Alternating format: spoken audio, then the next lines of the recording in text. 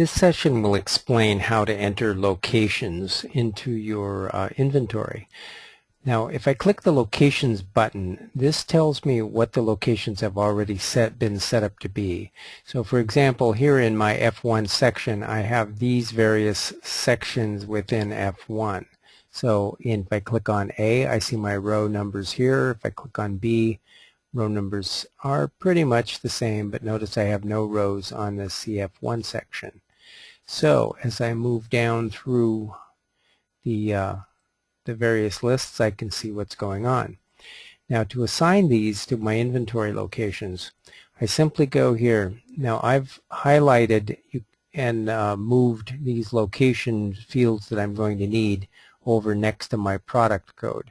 You can move these wherever you like. So, for example, if I want the location areas that I'm going to be using over here next to the botanical name, I can drag them.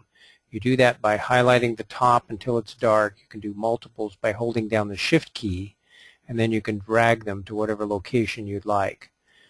The task here in assigning the ID is to notice that this is your old location indicator that had multiple pieces of information.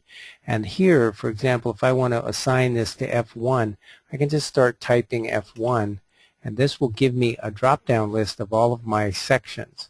Now notice that these are with the dash. So if I go back and look at my locations, the F1 area, then the section A, and then row 1, 2, 3, 4, 5.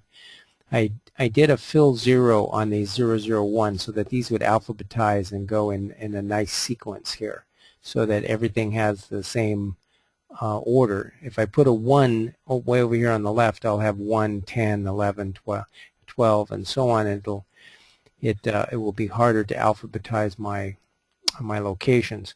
Now, I don't know that this particular product is in row 1, so I'm going to go ahead and take that information out.